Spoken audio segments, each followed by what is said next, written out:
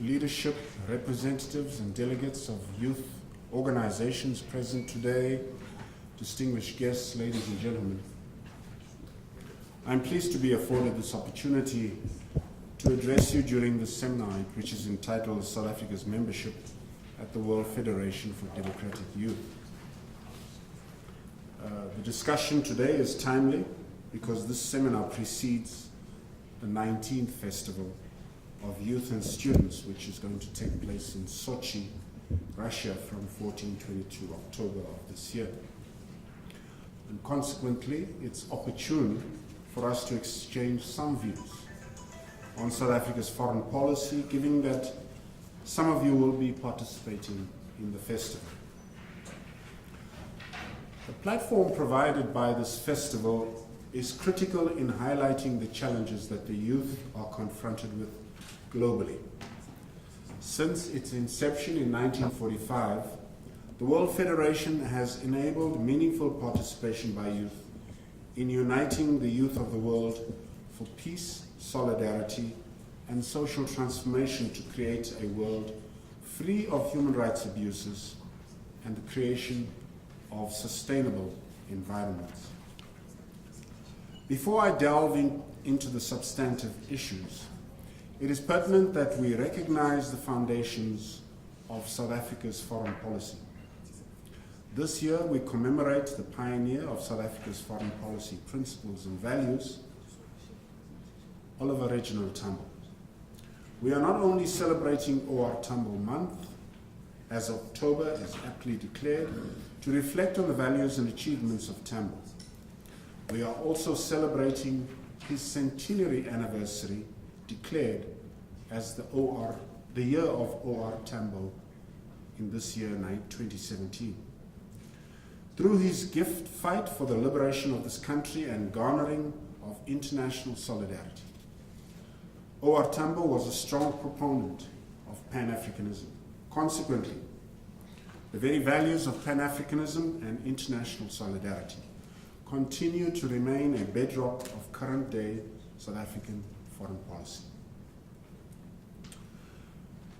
Ladies and gentlemen, as you may be aware, the youth have played an important role in the struggle against apartheid in various stages of our history. This year also marks 41 years since the youth of our country took the baton away from the elders and unequivocally decided on their fate and their future.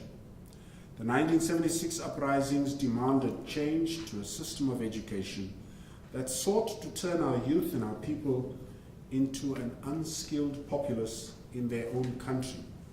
I'm fond of using the term hewers of wood and drawers of water. Similarly, prior to this historic uprising, as early as in the 1940s, Tambo, Sisulu, Mandela, and other young intellectuals of the time came up with a plan to revive the ANC and make it more accessible to ordinary people. The plan was to bring a bold new spirit of youth activism to the organization. Three men helped form the ANC Youth League in 1944 and thus paved a path for future leaders. These leadership attributes acquired in his youth shaped O.R. Tambo, who led the ANC during turbulent times in the struggle. It is through O.R.'s intervention that many young men and women who fled after the uprising were accommodated and absorbed into the camps in exile. Through O.R.'s wisdom and foresight, the Luwellyn Foundation was formed to provide bursaries to exiled students. He held the belief that these young people now calling exile home should rather have education first before they joined the military in exile, in this case, in Wesizwe. In his aspirations for a democratic South Africa, he was of the firm view that, and I quote, "The children of any nation are its future. A country, a movement, a person that does not value its youth and children does not deserve its future," close quotes.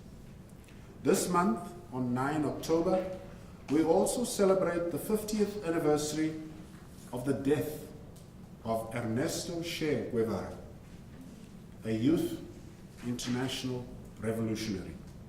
As you participate in the festival, I encourage you to draw inspiration from these and many more revolutionaries that made meaningful contributions to international solidarity and made a difference in the lives of ordinary citizens who would not necessarily have had a voice. Ladies and gentlemen, South Africa's foreign policy is predicated on the country's domestic imperatives. In this regard, the National Development Plan outlines the vision we have of a growing economy which must create jobs for our people. We recognize that economic growth is the only viable solution in curbing the rising challenge of youth unemployment. We are also cognizant of the difficult period the economy is currently in, the lethargic growth, and also the recent downgrades of our investment grades as a country. However, we are hard at work seeking to empower young people and cushion them from the harsh impact of the economic situation through creating job opportunities, training opportunities, and also providing funding support for those who wish to open their own businesses. Furthermore, responding to the challenges faced by our youth, the President established the Presidential Working Group on Youth, which coordinates interventions and efforts towards youth empowerment. The African heads of state and government have devoted the year 2017 to harnessing the demographic dividend through investments in youth. This responsibility requires that we band together to invest in the continent's major asset, young people. As you may be aware, 60% of Africa's population are people aged 24 years or below. As such, the implementation of both Agenda 2063 and the 2030 Agenda for Sustainable Development are critical if we are to reap the dividends of this youth bulge. The June 2017 ANC's 5th National Conference discussion paper on international relations reaffirms our commitment to youth development at home and abroad, and it states, and I quote, "Africa is home to the youngest population of all the continents. It is important that we invest in our youth to ensure that they meaningfully participate in shaping the continent's future," close quotes. Program Director, honored guests, we are alive to the role industrialization can play as a driver of sustainable development and recognizes the need for entrepreneurship and SMEs' engagement with industrialization efforts to address some of the key socioeconomic challenges as identified by the NDP, particularly poverty, inequality, and unemployment. Accordingly, we need to improve on our entrepreneurship education. As such, some researchers have indicated that the total early stage entrepreneurial activity, they've given it an acronym, TEA, measuring the percentage of the population between the ages of 18 and 64 who are in the process of starting a business or who have recently started a business, remains low in South Africa. The country's TEA was set at 9.2% in the year 2015. This low level of entrepreneurship in our country can be firmly placed at the kind of education system we have in our country. If we are to remove our country from the sluggishness we find ourselves in, we must move with speed to find skilled educators that can provide much needed assistance in this regard.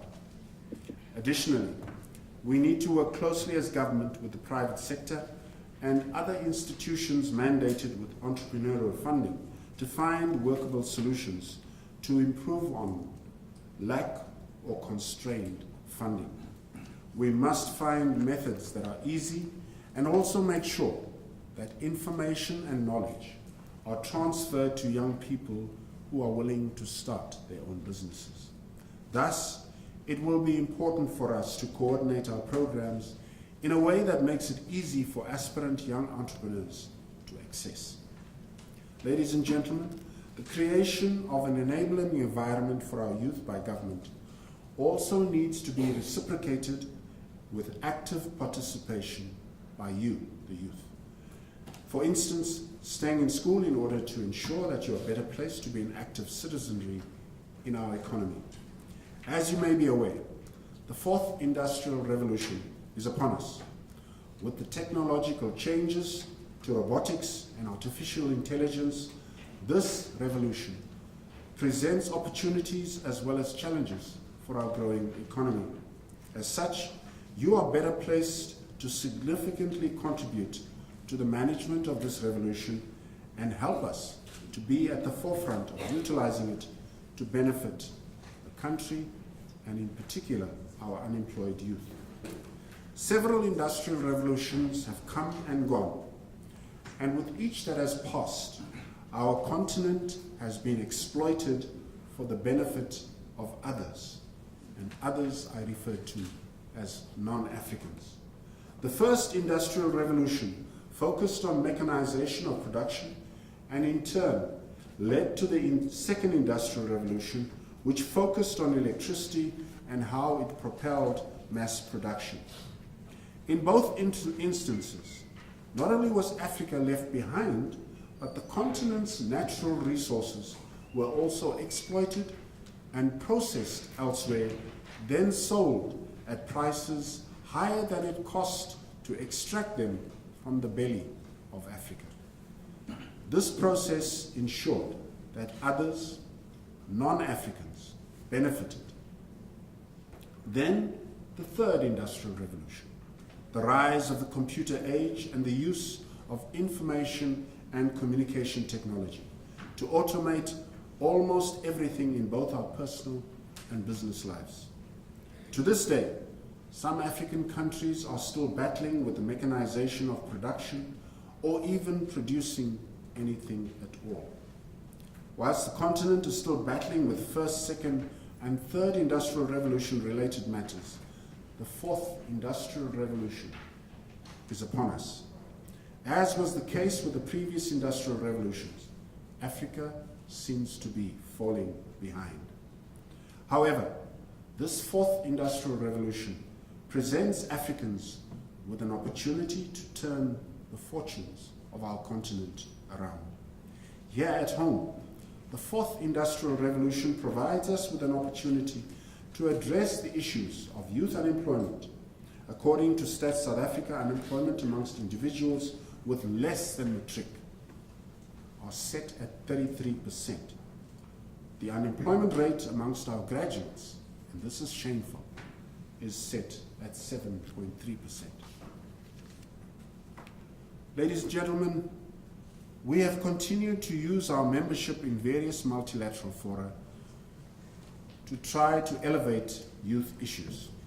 We urge you to use the various platforms provided by, amongst others, the BRICS Youth Forum, the China-Africa Young Leaders Forum, and other like-minded structures of the UN that seek to align youth issues to the SDGs.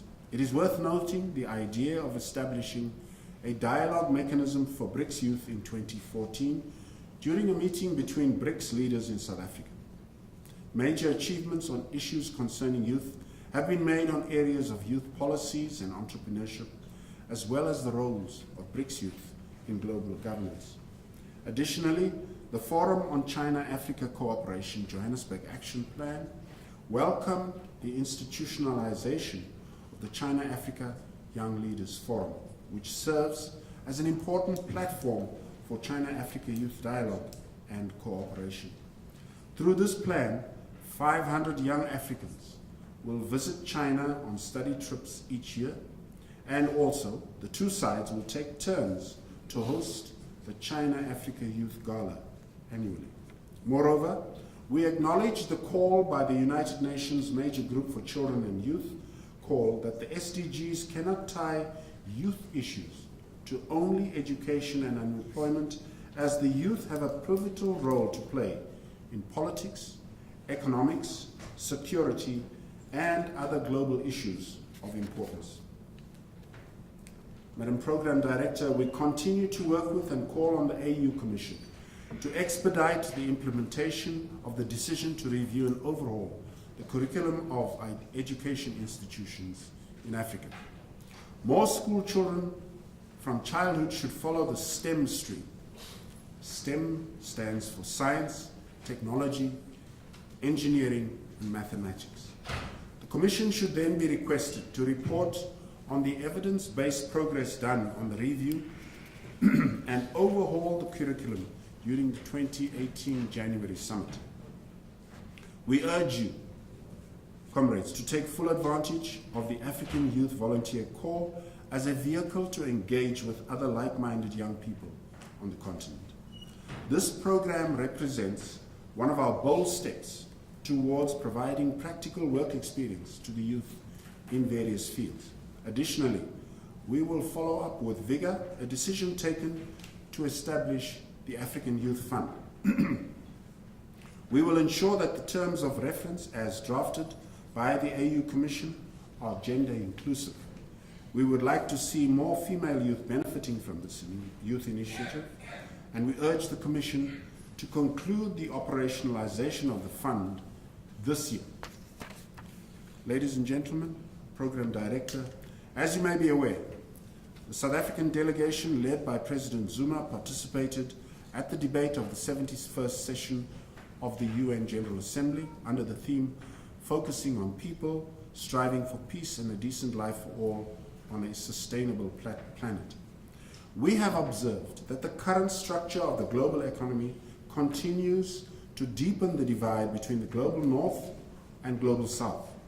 The President also noted that while a few enjoy the benefits of globalization, the majority of the people of the world still live in abject poverty and hunger with no hope of ever improving their living conditions. Even within the developed countries, the gap between the rich and poor remains wide and is of serious concern.